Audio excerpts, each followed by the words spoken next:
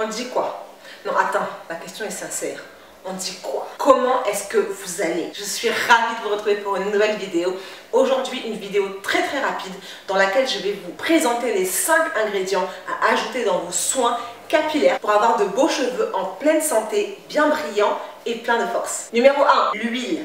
Elle est présente dans toutes les cuisines. Si tu dis à pas dans ta cuisine, tu as menti, Tantine. Je sais, tu sais, on sait toutes les deux, toi et moi, qu'il y en a dans ta cuisine. Tournesol, soja, olive, amande, coco, l'huile est un des ingrédients les plus importants à rajouter dans vos soins, dans vos masques ou même dans votre shampoing. Imaginons que vous avez un shampoing qui soit un peu trop desséchant, qui vous rend les cheveux un peu trop secs. N'hésitez pas à rajouter une cuillère d'huile d'olive qui sera un émollient qui va adoucir votre shampoing.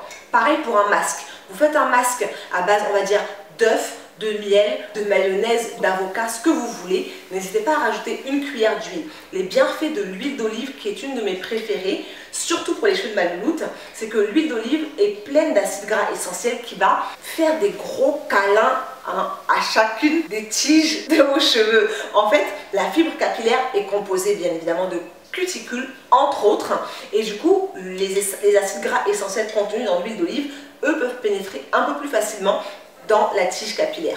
Et du coup, pas hydrater, mais gainer votre cheveu. Donc l'huile d'olive, sincèrement, c'est une de mes préférées pour les cheveux de ma louloute. Numéro 2, le miel. Alors que les choses soient bien claires, je déteste le miel. Je ne consomme pas de miel. Je ne mets pas de miel dans mon thé. J'ai horreur de ça. C'est un truc que je n'aime pas du tout. Quand j'étais petite, ma grand-mère me faisait du lait chaud avec du miel quand on était enrhumé. Je détestais ça. Je trouve que c'est pas bon. Je n'aime pas le goût du miel. Par contre, j'aime le vrai miel quand il est, tu sais, accroché un peu aux alvéoles, là, à la cire. Là. Ce miel-là, c'est le seul que je parviens à manger, à goûter et que je trouve bon. Ça remonte il y a au moins un temps quand j'étais petite. C'est mon grand-père qui me faisait goûter ça. Donc techniquement, je n'ai pas consommé de miel depuis très longtemps. Par contre, le miel, bien évidemment, je ne vous cache pas les bienfaits du miel. Un des meilleurs remèdes de nos grands-mères, aussi bien pour l'acné, si vous avez des petits boutons, mettez un peu de miel 2 soirs d'affilée et puis on en parle après, tu vois, non? On va en parler ensemble. Aussi bien pour l'acné que pour réhydrater vos cheveux, que pour apporter de la brillance, éclaircir les cheveux pour toutes les caucasiennes. Si vous voulez avoir des reflets blonds ou un peu plus clairs dans vos cheveux, n'hésitez surtout pas à fabriquer des masques à base de miel parce que c'est extrêmement riche. Le miel va venir apporter une hydratation supplémentaire, un boost supplémentaire, en plus de la brillance bien évidemment. Numéro 3. L'aloe vera. Alors là, j'ai du jus d'aloe vera que vous pouvez aussi trouver sous forme de gel ou encore l'aloe vera pur, tout simplement, qui est le meilleur. L'aloe vera, c'est qui va promouvoir la pousse de vos cheveux, non seulement prévenir les démangeaisons si vous en avez sur le cuir chevelu, un peu d'aloe vera, soit en forme de jus comme ça, dans un rinçage de vos cheveux ou de votre cuir chevelu, soit la plante même frottée sur votre cuir chevelu. Je peux vous assurer que les pellicules et les démangeaisons, goodbye.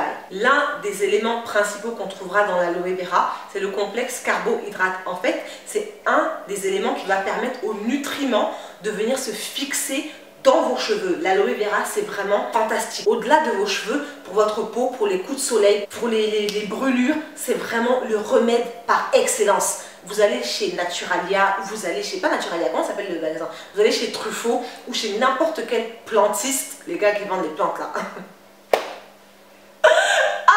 Et vous pouvez trouver de l'aloe vera. Vous allez même sur les marchés. Je sais que les marchés naturels ou Jardiland, ce genre de trucs, ils font de l'aloe vera. Maintenant, faites attention à vous procurer de l'aloe vera naturelle qui n'a pas été traitée avec des engrais chimiques et ce genre de choses là parce que vous ne voulez pas que ça se retrouve dans votre peau ou dans vos cheveux. L'aloe vera, vous pouvez l'utiliser aussi bien dans votre shampoing que dans votre masque, que dans votre hydratant. C'est-à-dire que vous pouvez fabriquer vous-même avec du jus d'aloe vera comme ce que j'ai là, du jus d'aloe vera, de l'huile de coco, vous mélangez l'ensemble et ça vous fait un leave-in, aussi simple que ça. Jus d'aloe vera, huile d'olive, jus d'aloe vera, beurre de karité. Vous pouvez faire toutes les combinaisons possibles sous le soleil. Check. Numéro 4. Un de mes ingrédients préférés dont je parle pas assez souvent, je crois, mais il faudrait que je vous en parle un peu plus, la glycérine. Alors moi, j'ai acheté ce petit flacon là sur le site My Cosmetics. Je vais vous l'écrire là parce que vous allez me poser la question bien évidemment. Je ne me rappelle plus du prix, donc je vais le marquer aussi. Comme ça, tu sauras si ton porte-monnaie est habilité à l'instant T à aller acheter ce petit produit. La glycérine, vous pouvez vous en procurer aussi bien en pharmacie qu'en parapharmacie, en boutique naturelle. Vous pouvez vous en procurer un peu partout sur internet bien évidemment. Moi je préfère sur internet parce que ça arrive à la maison, point barre, fin de l'aventure. N'hésitez surtout pas à aller voir des boutiques ou les pharmacies et vous renseigner. L'avantage de la glycérine, c'est que c'est un humectant, c'est-à-dire que c'est un ingrédient qui va capturer l'humidité. Si par exemple vous vaporisez vos cheveux avec de l'eau et de la glycérine et qu'ensuite vous rajoutez votre hydratant dessus, tout ce qui est dans l'hydratant, en fait, la glycérine va le capturer et le garder dans vos cheveux.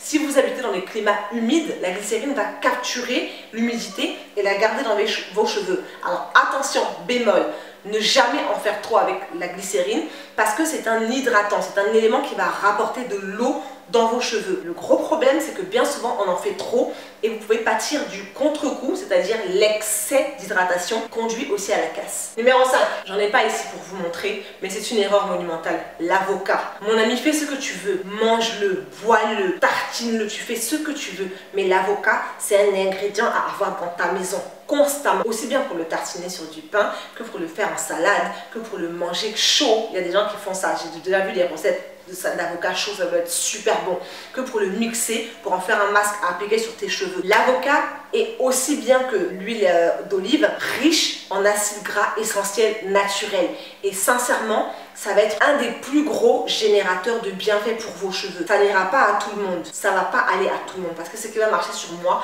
ne marchera pas sur ma fille, pourtant elle est sortie de mon ventre, ce sont mes tripes, mais ce qui marche sur moi va forcément marcher sur elle. Donc ce qui va marcher sur moi va pas forcément marcher sur vous. Mais l'avocat, si tu en manges, ce ne sera pas une mauvaise chose. Si tu mets ça sur ta peau en masque, ce ne sera pas une mauvaise chose. Si tu le mets sur tes cheveux, ce ne sera pas une mauvaise chose. Ce que je veux dire, c'est que l'avocat va non seulement nourrir vos cheveux, il peut aussi vous permettre de vous débarrasser des sensations de démangeaison. En plus de ça, c'est un très bon ingrédient pour lutter contre les frisottis, c'est-à-dire, vous savez, les espèces de, je sais pas si j'en ai là, je dois certainement en avoir, pour lutter contre les frisottis. Non seulement il va nourrir votre cheveu, mais en fait il va permettre à vos cheveux de se définir les uns avec les autres. C'est juste magnifique, franchement, je raffole de l'avocat. Maintenant que j'ai un blender qui fonctionne bien, je fais mes masques à l'avocat et du coup ça évite les petits morceaux, les petits grumeaux que j'avais avant quand j'écrasais juste avec ma fourchette. Donc sincèrement, l'avocat, ne faites surtout pas l'impasse. Mangez-le, buvez-le, faites ce que vous voulez. Débrouillez-vous, dormez à côté si vous préférez, fais ce que tu veux. Mais achète de l'avocat, garde l'avocat chez toi. Parce qu'au-delà de faire du bien à ton intérieur, il fera aussi du bien à ton extérieur. Et voilà madame, c'est tout pour cette courte vidéo. J'espère qu'elle vous aura plu, que vous en aurez tiré 2 ou 3 éléments indispensables. Moi, en temps normal, je les ai tous chez moi. L'avocat, c'est juste parce que j'ai terminé le week-end dernier, donc sincèrement il faut que j'aille en racheter parce que ça va pas du tout. Mais voilà, j'espère que ça vous aura servi. Si jamais c'est le cas, n'hésitez surtout pas à liker la vidéo, à vous abonner parce que c'est gratuit et parce que ça me fait plaisir. Et je vous fais de gros bisous, à très vite. Mouah.